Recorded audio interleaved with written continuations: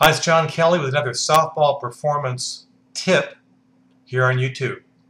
Today I want to talk about one of my favorite subjects, and that is for parents out there, what I call the 60-minute rule.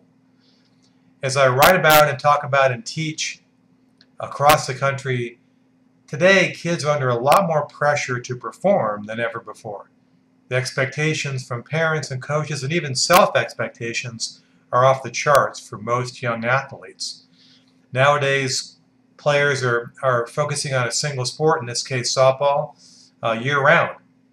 Parents are paying money for dues, for private lessons, for expensive bats and equipment, and all the associated travel costs. So kids are more, sensitized today to the investment their parents are making in their sport.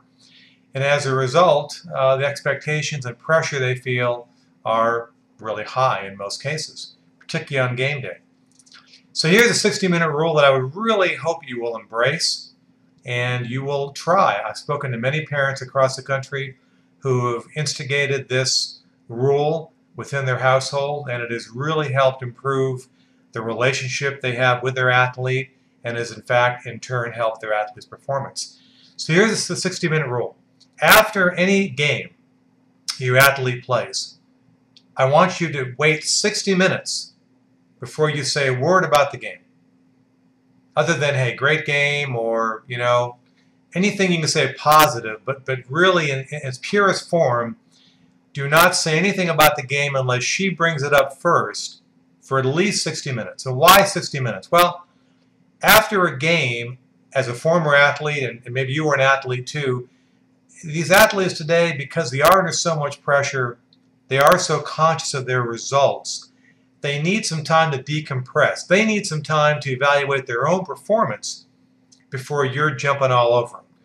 And in the trainings I do, both individual and team trainings, it is the biggest response I get from these young athletes.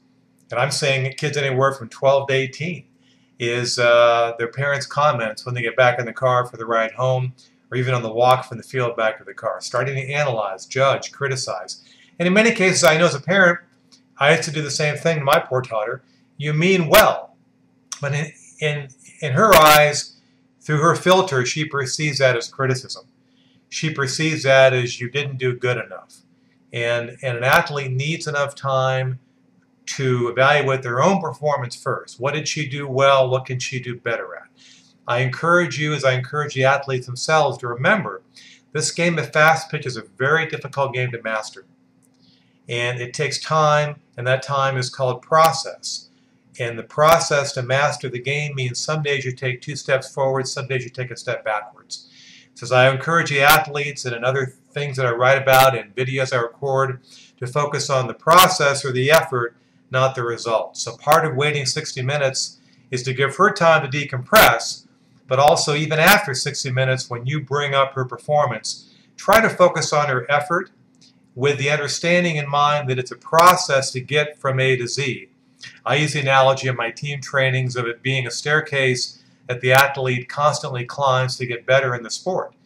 And as long as you can frame it that way for her, and not jump all over her results and micromanage and analyze every single pitch and at bat, if she's a pitcher, every single batter she had, what she did, then she'll be able to feel better about her performance and be excited to work the next day in practice or the next weekend she plays to get better.